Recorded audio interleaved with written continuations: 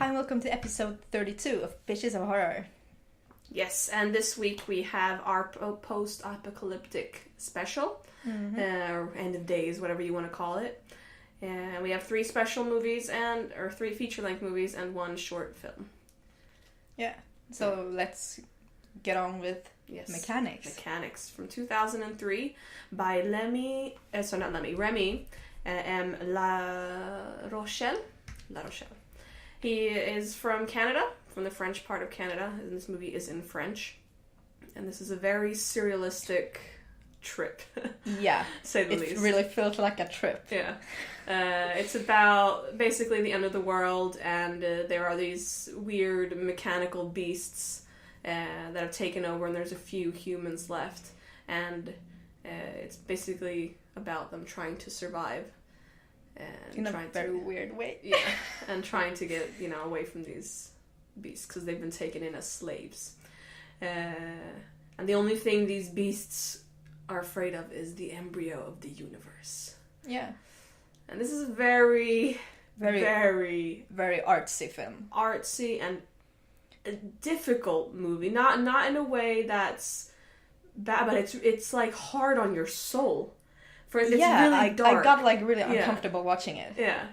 And not in a bad way, but it's beautiful. It's such a beautiful film. It's like crawling under your skin when you're watching it. You're like, It's just full of despair and Yeah. And Remy, he's an animator and an artist from the beginning. And he's not really a filmmaker, but he made this experimental film. Well, he is a filmmaker now, I guess, because he has made films. But from the start, he's an animator and an artist. Yeah, and this is partially animated, or mostly. Yeah. Like a few scenes with real people. It's really well done, and the animations are amazing, and the creatures and the creations, it's so cool. You can definitely see that he's an artist, because this movie is a masterpiece. And a lot of guts in this film. Yeah, there's some really nasty parts. Yeah, it made me think of The Cell, like one special scene. There's some really cool voices going on in this film as well. Like they're whispering and they have some of these really low voices, where they kind of distort it, but in a really low, weird way. And this movie being in French, I think that really helped it. I mean, from my point of view. I don't know. If this movie was in English, I don't think it would be as but there wasn't so much dialogue. No. For most parts. No. So. I don't know, when we're talking about, I think they're talking about a flower at one point. That in French was, I always used to have something against the French language, but I don't anymore. I don't know why. After Mechanics? Or? No. I don't know, I think I had some French friends that I met, and then I went to France, and after that I'm like, I like French, the sound of it. And especially in movies, I think it's a really good language for movies for some reason. Yeah. And I really liked some scenes that was sped up. So the characters and the creepy creatures were walking very weird because of the speeding. It's very cool made. And I kind of got a David Lynch feeling with the creatures, definitely. Eraserhead. Eraserhead, This is definitely an Eraserhead type. If you do not like Eraserhead, don't even bother. But if you love it, then do watch it. Definitely. Yeah. It's just what am I watching? I had to pause it for a second, just be like. And I think it's a good thing that it wasn't so long. Oh yeah. Yeah, the length was perfect because if it was longer, 2 hours or something, it would have been a bit difficult watching that type of movie for such a long time, but the length was perfect, I think. Yeah, I think it's overall just welly made and welly planned. Yeah. Welly. I'm not even sure that's a word. Welly. It's now. Yeah. No. Well planned. Yeah. I really liked it. So. How much did you like it? I liked it an 8 out of 10. That's how much I liked it. Yeah, I'll give it I was between 7 and 8, but I'll give it an 8 as well. 8 out of 10. It's I really enjoyed it. I've said before that I'm not an artsy type of person, but this is the kind of art that I do like. The despair, the darkness. I like the darkness. Yeah, me too. But it's just like, I don't know, I kind of like it more surrealistic and like disturbing more than the whole slow type of, stuff. Yeah, I understand. Anyways, moving on. To Night of the Comet from 1984 by Tom Eberhardt. From the USA, and this is the 13th floor pick of the week. Woo! Yes, it is! Woo! Jeremiah, this is like one of his favorite movies of all time, so as soon as I said Post-Apocalyptic, he was like, yes, Night of the Comet, go. And I was like, I actually haven't seen that. Yeah, I've seen it before, but like years ago, so I wanted to rewatch it. And it's about, as the name suggests, a comet that wipes out like almost the entire population.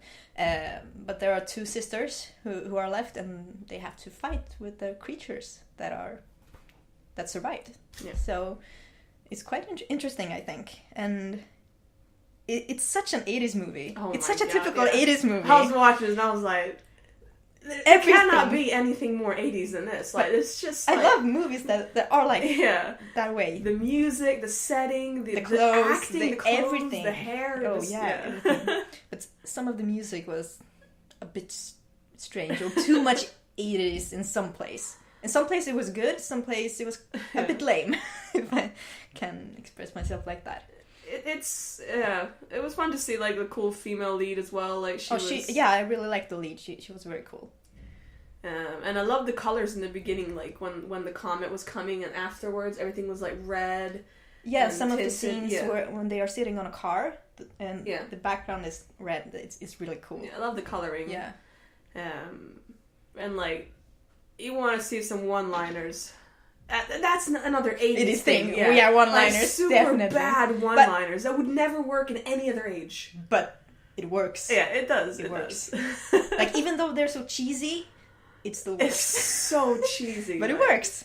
Yeah. Just like, and I wonder, I'm born late 80s, so I didn't have the chance to experience the 80s in full out. But we're like, still 80s babies. Yeah, no, but like, did people actually say these one-liners like so. in the 80s? That's just walked around and just like, just these really bad. If you were a teenager in the 80s, please tell us. Did you say many one-liners? Around? Yeah. Yeah, that was special. Yeah. And I also had this was the one with the video game, right? Where they had the arcade and she, trying to beat the record. Best, yeah. Yeah, and I really like because in the film they eventually get to a shopping mall and they have a really cool shopping montage, and I love shopping montages. Like in Dawn of the Dead, they also have a cool montage there, and yeah. It's really what would you do if you just like had the whole mall to yourself? I go and pick out all the movies, Blu-rays, DVDs. Oh, they're... You'd get like one of those big old shelters like they had in I Am Legend, where he just has that shutdown and you just like pick all the movies. Yeah. Just like bring like, suitcases with you. And I just watch movies. Yeah. What if they didn't have a movie store? What would you do? Oh. What if it was rental? Would you like rent them? I would just probably eat lots of stuff. You better be quick. Yeah. Before it gets old. Oh yeah. Yeah. Yeah. No, but it was a fun 80s movie. Yeah, I did enjoy it quite a lot. Yes. Any trivia on this one? Yeah, actually, I read that Heather Langenkamp, the girl who played Nancy in Nightmare on Elm Street, actually auditioned for the role of Samantha, but yeah, she didn't get it. Oh. But it was cool. I mean, she could have been in the film, but yeah, I don't know. I've always seen her as a sort of a just damsel. No, but in Nightmare on Elm Street 3, she gets a little bit of courage. Yeah. But and she probably could have done it, I think. I like Heather Langenkamp. And the working title for this film was actually All You Teenage Mutant Comet Zombies. That would have been great. They should have kept that. Not sure how well that would have sold, but... That's probably why they changed the Night of the Comet. It had, like, the under... Because if you think about it, the title, like, spoils things like zombies, and Night of the Comet doesn't. So it's still a bit mysterious. I think that's the reason why they went with it. Probably. Yeah, and another fact is that Josh Whedon, who made Buffy the Vampire Slayer, he said that this movie was a big influence on, for him writing a script for Buffy. See, I've been rewatching Buffy recently, and it's so bad. Like that was like my favorite show when I was young. I know, but rewatching it now, because like when I was a kid, that was my favorite show. Even the first, second, third. I've only seen like the first 5 episodes of the first series, but it's so bad. Wow. Like I have to rewatch it. But maybe that's the thing, because he's using like these really bad one-liners. But it's probably because Night of the Comet. Because of Night of the Comet. Now we know. Oh, I might be a little bit better now if I keep watching. He's also he actually did Firefly as well. Yeah, he did. And I love Firefly. Yeah. You don't? I don't like the main character. Oh. The captain. I think he's you annoying. don't? Okay. Well, that's for another episode. The Josh Whedon episode. So I'll give this movie 7 out of 10. 7 out of 10 as well for me. It's a pretty good pick, Jeremiah. Look forward to future ones. Yeah. It's actually really good to like get picks from other people, because you actually get like tips. I mean, okay, you've already seen this one. I haven't. So But I love to rewatch stuff. Yeah. So you get to rewatch and you get to see stuff that you haven't had, or I get to look at it from another point of view, or because I've already seen it. So exactly. So let's move on to the next movie, which is Hell. Yeah, it's a German film. Came out in 2011 by Tim Fellbaum. Yes, it's actually German-Swiss. Swiss. Oh, film. it's a Swiss. Oh, yeah. Okay. And Hell actually means bright. Yeah, because when I thought hell, I was like, oh, it's a movie where everything's gone to hell, or they live in hell. But no, it's because it's bright. Because but it's a good... Because everything has gone to hell. Yeah, well, the sun is the enemy in this one. So that's why name hell, because it's bright. And like people are just trying to survive from the sun. Yeah. Yeah. So that's basically what the movie's It's pretty about. like scary though, like, because this is like what you hear like on the news, like the sun's gonna get all feisty on us, and yeah, it will, but not yet. Not yet. Not yet, hopefully. This is also a movie with really great coloring. I love the colors in this movie. Yeah. And they really had good lighting and stuff like that. Yeah, they did. Even for the darker scenes. Yeah. Which was kind of more like dark bluish, and I really liked that. It was very cool. And the acting was very good. Yes! Very good. So good, like... Very good. Like, everyone was good. I don't know, when I usually watch movies from other countries than, like, England or America, then I kind of don't have, like, high hopes for acting. I don't know why, but it's just, like, a thing I have. Like, even Swedish movies, I'm like, the acting is crap. Well, okay, the Swedish movies a lot are. But same in Japanese movies. Like, a lot of the acting can be really bad sometimes. But I was really, like, surprised in this. I've never heard of this movie before, like, researching for this episode. And I was really surprised at how well the acting especially actually the is. lead. Yeah. She was very good. Super, well done. I really enjoyed the acting. Yeah. And this is also another film with, like, a strong female lead. And I think it's cool to see, like, a mixture of both strong females and strong males. And also from, like, her point of view, so it's not, like... I mean, it's not her point of view, but it's focused on her. Mm-hmm. Yeah, and there's a great character development also. Yeah. So it's interesting to follow them. You're not bored. You're not like, oh, I just want everyone to die or something. You're like, I wonder what actually will happen. Will they survive? You do want some people to die, though. You're like... Yeah, it's always but like the that, right people. Yeah, like exactly. the right people. I mean, if you want everyone to die, then there's kind of a movie problem. there's a problem. But I like that in movies. Like, in the beginning, you're like, yeah, he's cool. And then, like, it's like halfway through, because of the character development, something happens, and you're just like, fuck that guy. I hope he dies a horrible death. Yeah. And, I really like that type of... It's like good... character development. Like, it's really important to me, like, having character development, because if you don't have that, then basically, what's the point of... Yeah, you're just like, I don't care if about it's not like if he dies, Yeah, but if it's not like a, say, like a trashy film or something where everything is supposed to be just like funny but then you still have the character development, though, because they're idiots, but they're funny idiots. Yeah, but there's not really need for characters. No, it's not the same type. No. In this movies, there's but like, need yeah, in for serious it. movies, you need like, if you want a story, if you want a good story, you need good character development. Yeah, because you won't get away with not having a good character development. Yes. I think maybe that's what happened in Lords of Salem. Yeah, I think we talked about that. Did we talk about the character development? Maybe. Yeah. I don't know, I don't know, my head. Oh. The only thing I have to say about this one was that there was sometimes it was really weirdly cut. Like, it just, like, jumped to a different scene all of a sudden. I was like, what? And then, like, some of, like, I don't know. Sometimes it was weirdly edited. Not sure if you... maybe it's just me, but I noticed that I was just, like... Sometimes it's just like, what just happened? Like, why was it cut there? They should have had, like, in between some scenes, maybe just a picture of... the house or just the environment just for 2 seconds and then but it didn't bother me so much. No. It's not like you know really bad, but it's some of the scenes are just like I don't know what really happened. Maybe they like run out of footage. That happens a lot. Yeah, it happens. But the main actress her name was Hannah Hertzsprung, and she's also in a few other movies. I can't think of any right now, but she's actually quite well known around that area.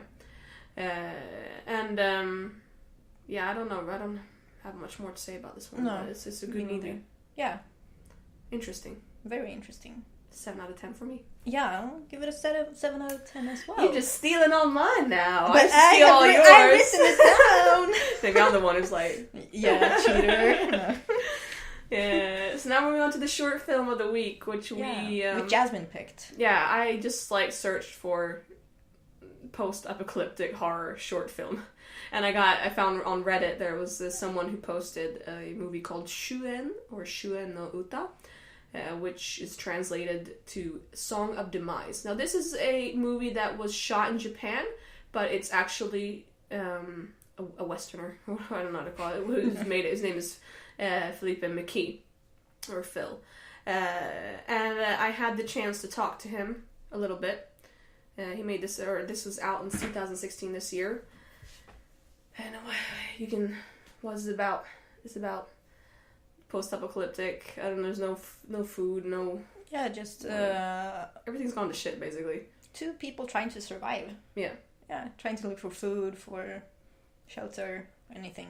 Yes. And this was great camera work, I must say. It was beautiful. It's a very beautiful film. Yeah. And I love the clothing and like the just what they had on. And the setting, like there's a scene which a character is in some kind of roots or something, black things. Really cool. That was awesome. That's the thing, like the setting in this movie.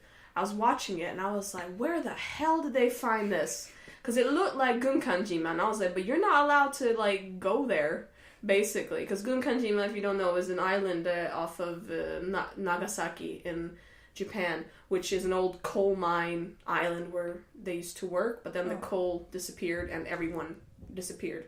Oh. So there's no one who lives there. It's a deserted island with buildings on it. And I was like, it looks like it, but no way. But it's actually like filmed on Kunganjima, or Hashima as it's called.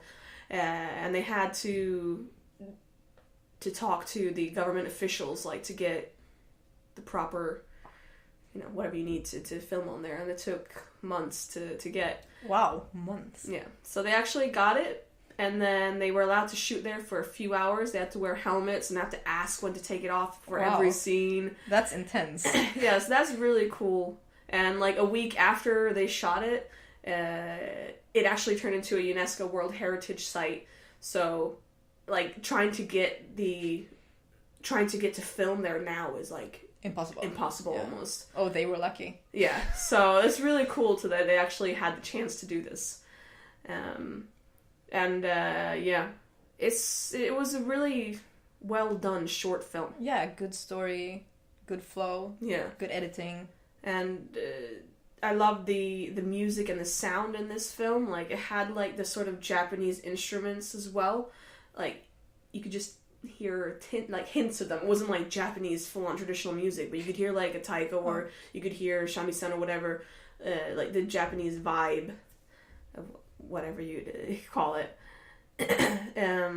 That's really good meaty bits as well with the gory stuff. Yeah, a good short film. I'm glad you found it. Yeah, I was actually like surprised. Like I hadn't really thought of Reddit as a place to find short films, but thank you, Reddit. And thank you, Phil, for actually I emailed him and he was happy enough to like talk to us about it and tell us about what happened. And he's the director, he's the costume maker, he's the cameraman. He's the everything. Yeah, so there's no company behind this. He made this like on his own, and then they had like a makeup guy, and they had the actors. I think there were like 4 of them. And then... That's amazing, and then, actually, wow. Yeah. And then the sound guy, who made the music, his name is Remy Siki, and I really love the music in this, so good pick on that one. Yeah, I don't know, like, the only thing that I had a little bit of trouble was the little brother. His acting was questionable.